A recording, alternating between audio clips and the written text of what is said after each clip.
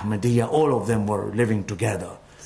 If what Pakistan then needed was less of emphasis on the sectarian identity.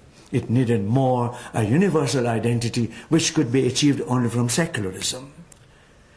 Nationalism, apologetics, and dynamism of new tendencies of liberal Islam were so weakly founded because they were not based on the original impulse of Islam itself. There was enough material in the Mu'tazilite theology, in Shia theology. Shia scholars, Mu'tazilite scholars, had presented some of the very original ideas about rationalism, about the substantive role of independent human reasoning, where it could lead. All of these things were there. And yet, there was no reference. Absolutely no reference. So, lack of parity in relationship between West and the Muslim world. The tragedy is this, and you can read it in more details in Armando Salvatore's work, that the West created a generic Islam, one kind of Islam, a generic Muslim. And they used Islam and Muslim interchangeably for one kind of Muslims that they had recognized academically.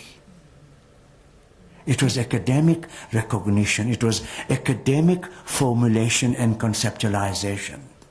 Generic Islam, there's only one kind of Islam. And this Islam is deficient, according to the Western scholarship of early part of 20th century. What I mentioned yesterday, the Middle Eastern scholars, those who did Middle Eastern studies, they were already, harping on this. There's weakness in Islamic culture, in Islamic civilization, in Islamic tradition.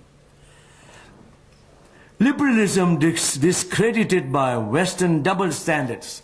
What Muslims realized very quickly was that whereas the Western powers like England, for example, would support one country in democratic uprising, in the second country it would reject it. In other words, the same British government had double standards.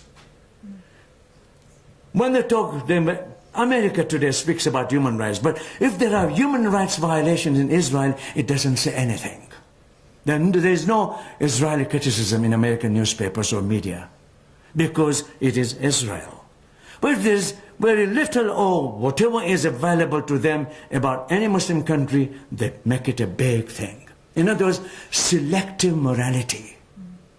Selective morality created what we call a lack of trust.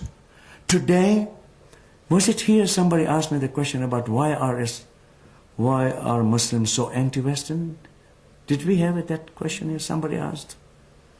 Why the discourse is anti-Western? I think partly if you go back to the history, slowly Muslim populations came to believe that you cannot trust Western governments. They will not follow their own convictions, their own principles when their national interests were threatened. What about the Western people? Well, about human rights? Yeah, they never talk about it. You find total absence of any reference to the violation of Palestinian rights in American media, because it is really, a state theology. Noam Chomsky, I don't agree with everything Noam Chomsky says, but there's a state theology which the superpower at that time was using to control the flow of information about its enemy. For example, Vietnam War, according to Noam Chomsky's documentation, only a certain kind of information was given to American public. Otherwise, American public would have been long ago against Vietnam War. So the government was afraid. Then in its own democratic system, its own people becoming aware would actually oppose the government policies. The same thing could happen about Palestinian rights. If Palestine is always discussed and their rights are, violated and it's always reported, ultimately American public will not remain indifferent. That's what I know about American public. That's the role of media. That's the role of media. That's right. The role of media is to control information which would change the minds of American public. And the media can do it because people are really impressionistic. They don't read long articles, but the blurbs coming, you know, on online, on, you know, on the news media, violations of rights of the human beings, you know, human rights of the Palestinians. If it is struck every week, American public would rise. So no, we will not accept this. It's like Irish problem. Because it became an Irish Catholic problem for American Irish Catholics.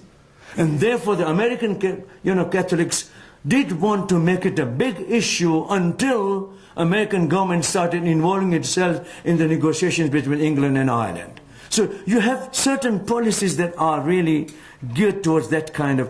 We find that the problem has been in Islamic scholarship. I'm talking about